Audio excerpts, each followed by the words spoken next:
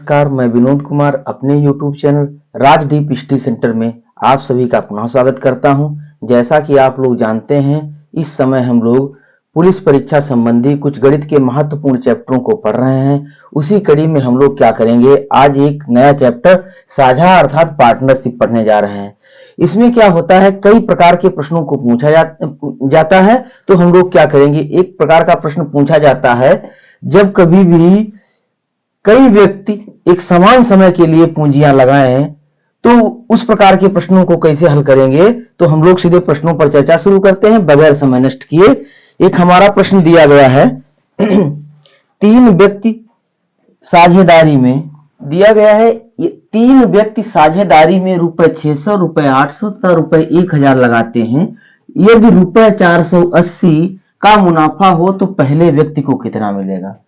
तो कभी भी जो समान समय के लिए लगाया जाता है तो उनके द्वारा लगाई गई पूंजियों का अनुपात बराबर उनके लाभों का अनुपात होता है। तो सबसे पहले उनके द्वारा लगाई गई इनके लाभों का अनुपात क्या होगा, लाभों का अनुपात बराबर ये क्या हो जाएगा, 600 अनुपात 800 अनुपात 1000। तो क्या करेंगे, जब इसको अनुपात में बदलेंगे तो हमारा आ जाएगा, ये दो जीरो कट जाएंगे, ये दो जीरो कट जाएंगे, तो कितना बचेगा, ये दो तिहाई 6, दो चक्कू 8, दो पंचे 10। अर्थात इनका अनुपात हमारा 3 अनुपात 4 अनुपात 5 हो जाएगा। अब क्या करेंगे, अनुपाती योग कर लेंगे। अनुपाती योग बराबर, जब अनुपाती योग की बात करेंगे तो क्या होगा, 3 + 4 + 5, 4 3 7 5 12 हो गया। इनका अनुपाती योग 12 हो गया। अब कह रहा है कि यदि रुपए 480 का मुनाफा हो तो पहले व्यक्ति को लाभ, पहले व्यक्ति को लाभ बराबर 480 गुणे 3/12 हो गया। तो क्या करेंगे, 48 4 12 यानी 120, यानी रुपए 120 का पहले दो साझेदार एक व्यवसाय में क्रमशः 9,000 तथा 10,000 रुपए 500 का निवेश करते हैं। यदि पूंजी निवेश के अनुपात में रुपए 6500 का लाभ बांटना है तो द्वितीय साझेदार को मिलेगा। तो सबसे पहले जब कभी भी समान समय के लिए समान पूंजियां लगाई जाती हैं तो उनकी जो पूंजियों का निवेश का अनुपात जो होता है वही लाभों का अनुपात होता है। तो क्या करेंगे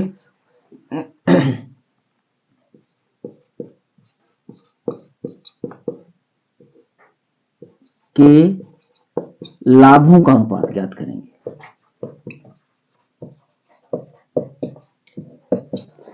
कितना है हमारा, 9,000 अनुपात 10,500। जब लाभों का अनुपात ज्ञात करें, ये दो जीरो कट जाएंगे, ये दो जीरो कट जाएंगे, तो कितना बचेगा हमारा, 90 बचा। और ये तो 15 छक्का 90 और 15 सत्ती 105। क्या करेंगे, अब अनुपाती योग ज्ञात कर लेंगे।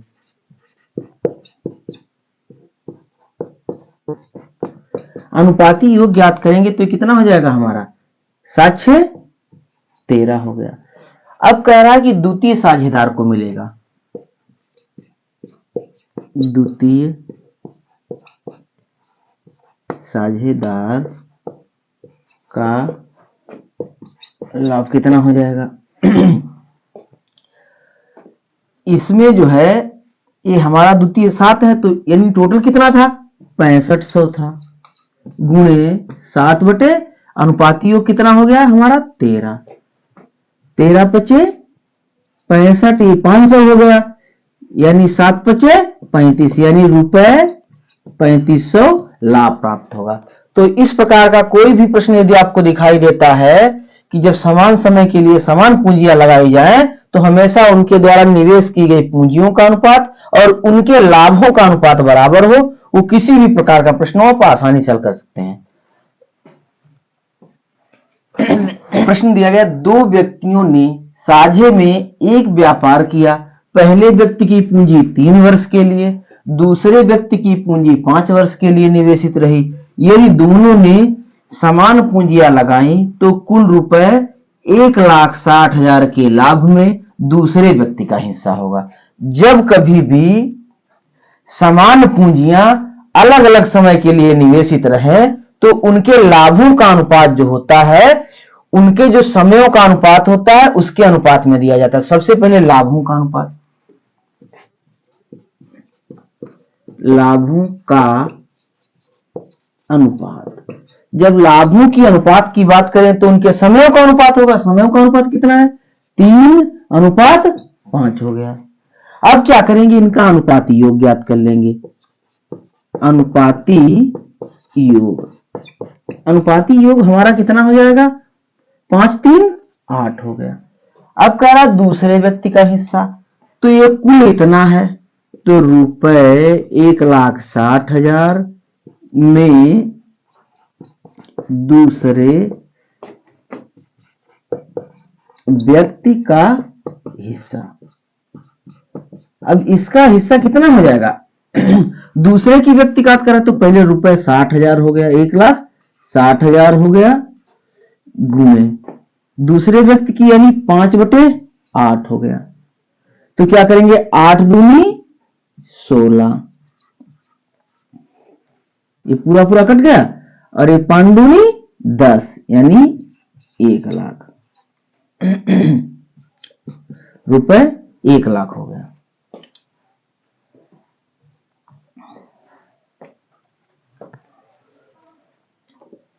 दिया गया राम और रहीम ने समान पूंजी लगाकर एक व्यापार किया जिसमें एक ही पूंजी प्रारंभ के 8 महीने, बी की पूंजी 8 महीने तक, बी की पूंजी बाद के 6 महीने तक के लिए लगी रही।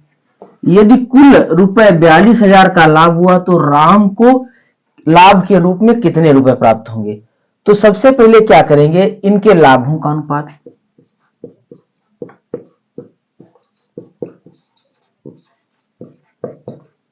जब भिन्न भिन्न समय के लिए लगी है तो इनके समयों का अनुपात हो जाएगा। कितना हो जाएगा? इनका 6 8 और 6 8:6 हो जाएगा। अब क्या करेंगे, अब इनको सरल करके लिख देंगे। 2 चक्कू 8 और 2 तिहाई 6, तो अनुपाती योग कितना हो जाएगा? अनुपाती योग बराबर 4 3 7 हो गया। अब क्या करेंगे, राम के लाभ की बात पूछता है, यानी पहले व्यक्ति का लाभ, यानी 4 है। तो रुपए 42,000 में राम का लाभ कितना हो जाएगा? सबसे पहले ये हमारा टोटलिंग कितना था? 42,000 गुणे ये 4/7 हो जाएगा। 7 छंग 42, ये कितना हो जाएगा? 6 चौक 24, रुपए 24,000। तो इस प्रकार से हम क्या करेंगे, जब कभी भी हमको इनके अलग अलग समय दिए हों और समान पूंजी निवेश हो तो अलग समय, तो इनके लाभों का जो अनुपात होगा इनके समयों का अनुपात होगा। तो इसको आसानी से हम लोग हल कर सकते हैं। तो प्रश्न दिया गया है, यदि ए बी तथा सी क्रमशः रुपए 20,000 25,000 तथा 30,000 लगाकर साझे में एक व्यापार करते हैं। ए की पूंजी 3 वर्ष के लिए, बी की पूंजी 2 वर्ष के लिए, सी की पूंजी 1 वर्ष के लिए व्यापार में लगी रही। यदि कुल लाभ जो है रुपए 70,000 लाभ हुआ तो बी को लाभ में से कितने रुपए प्राप्त होंगे? तो सबसे पहले इसमें क्या है, भिन्न भिन्न पूंजियां हैं, भिन्न भिन्न समय के लिए लगी गई हैं। तो क्या करेंगे, पूंजियों और समयों के, संगत पूंजियों और समयों के गुणनफल को ज्ञात कर देंगे तो हमारा लाभों का अनुपात ज्ञात हो जाएगा। तो सबसे पहले लाभों का अनुपात बराबर लाभों का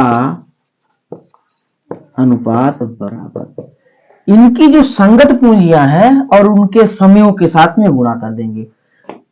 तो सबसे पहले 20,000 गुणे कितने समय के लिए लगी रही है, 3 वर्ष के लिए, 3 अनुपात 25,000 कितने समय के लिए लगी रही है, ये हमारी 2 वर्ष के लिए लगी रही है, अनुपात उसके बाद में ये कितने समय के लिए लगी रही है,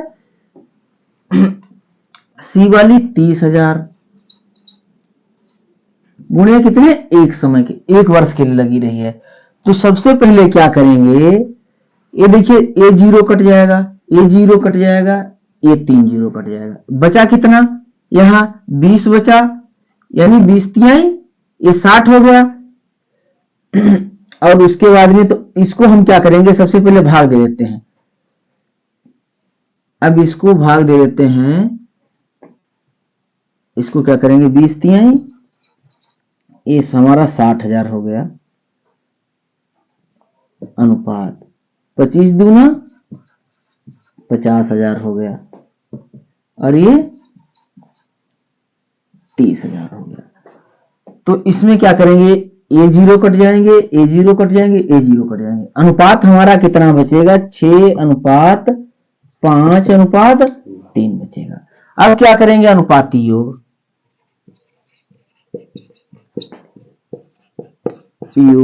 अनुपाती योग हमारा कितना हो जाएगा, 6 5 11 3 14 हो गया। अब क्या करेंगे, सबसे पहले इसको b को कितने प्राप्त होंगे, तो b का लाभ बराबर, टोटल पूंजी हमारी कितनी दी गई थी, 70,000 दी गई थी, गुणे b को ये 5/14, क्या करेंगे, 14 पंचे 70, ये हमारा कितना बचा, 5,000, तो 55 25 रुपए 25,000। तो इस प्रकार क्या करेंगे, जब कभी भी अलग अलग पूंजियां अलग अलग समय के लिए लगाई जाएं तो क्या करेंगे, उनके संगत पूंजियों और उनके समयों के गुणनफल का अनुपात ज्ञात कर लेंगे, वही उनके लाभों का अनुपात हो जाएगा। दिखा गया है 3 साझेदार अलग अलग पूंजी क्रमशः 8 माह 10 माह 12 माह के लिए लगाकर कोई व्यापार करते हैं और व्यापार से प्राप्त कुल लाभ बराबर बराबर बांटते हैं। ज्ञात कीजिए उनकी पूंजी किस अनुपात में लगी है।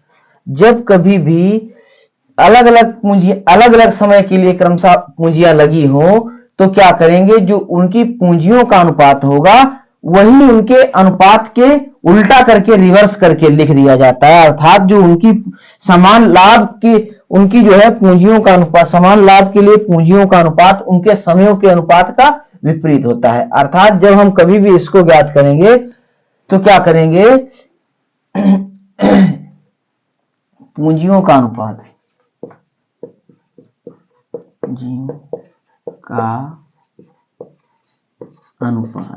जब पूंजियों के अनुपात की बात होगी तो क्या करेंगे, जो इनके समय दिए हैं उनके रिवर्स कर देंगे, 1/8 अनुपात 1/10 अनुपात 1/12। इस प्रकार से जब इनका अनुपात ज्ञात तो सबसे पहले क्या करेंगे, पूंजियों का जो अनुपात होगा इसको हम पहले सरल लिख देते हैं, 1/4 हो जाएगा, ये 1/5 हो जाएगा, ये 1/5 हो जाएगा, और एक क्या करेंगे, इसको 1/6 कर देंगे, ये सरल हो गया। अब इनका लघुत्तम समापवर्तक जब हम ज्ञात करेंगे तो इनका लघुत्तम समापवर्तक हमारा कितना निकल आएगा, 60 निकल आएगा। तो क्या करेंगे, 60 गुणे 1/4 अनुपात 60 गुणे 1/5 अनुपात 60 गुणे 1/6। तो इस प्रकार क्या करेंगे, ये 15 अनुपात ये कितना हो जाएगा, 5 एकन 5 दूनी 10 हो जाएगा 12, और ये 10 हो जाएगा। तो इस प्रकार से क्या होगा, जब कभी भी पूंजियों का अनुपात ज्ञात करना हो तो उनके समयों के अनुपात को विपरीत लिख देंगे और उसके बाद में उसको अनुपात के रूप में ज्ञात कर लेंगे। इस प्रकार से ऐसे प्रश्न हम लोग क्या करेंगे, उनकी पूंजियों का अनुपात ज्ञात कर सकते हैं। एक प्रश्न दिया गया है, एक व्यापार में एबीसी द्वारा निवेशित की गई पूंजियों का अनुपात 3:2:5 है। समान लाभ प्राप्त करने के लिए उनकी पूंजी समय के किस अनुपात में लगाई जाए, अर्थात इसमें पूछ रहा है उनके समयों का अनुपात। तो यानी A/B/C के समयों का अनुपात। जब कभी भी समयों का अनुपात पूछेगा तो क्या करेंगे, इसको 1/3/1/2/1/5। तो हम क्या करेंगे, सबसे पहले इनका लघुत्तम समापवर्तक ज्ञात कर लेंगे। लघुत्तम समापवर्तक इनका कितना हो जाएगा, हमारा 30 हो जाएगा। तो क्या करेंगे, 30 गुणे 1/3 अनुपात 30 गुणे 1/2 अनुपात 30 गुणे 1/5। साधारण अनुपात में अगर बटे में दिए गए हैं उनको बदलने के लिए हम लोग क्या करेंगे, लघुत्तम समापवर्तक से गुणा कर देते हैं। तो क्या करेंगे, ये 3.30, 2×1=2, 5×30, तो क्या होगा 10:15:6। तो इस प्रकार से हम लोग क्या करेंगे, जब पूंजियों का अनुपात दिया तो उनके लाभों का अनुपात, उनके समयों का अनुपात ज्ञात करने के लिए हम इनको उल्टा करके लिख देंगे, उसका अनुपात ज्ञात कर लेंगे रिवर्स में लिख करके। तो इस प्रकार हम लोग देखेंगे। साझा एक बहुत ही महत्वपूर्ण चैप्टर है और ये बहुत ही छोटा चैप्टर है, इसमें कुछ विशेष प्रकार के प्रश्न पूछे जाते हैं। आप लोग लगातार क्या करेंगे, प्रश्नों का अभ्यास करेंगे और उससे क्या होगा, धीरे धीरे आपको प्रश्नों में हल करने में सहजता महसूस होने लगेगी। और आज की क्लास में बस इतना ही। नमस्कार।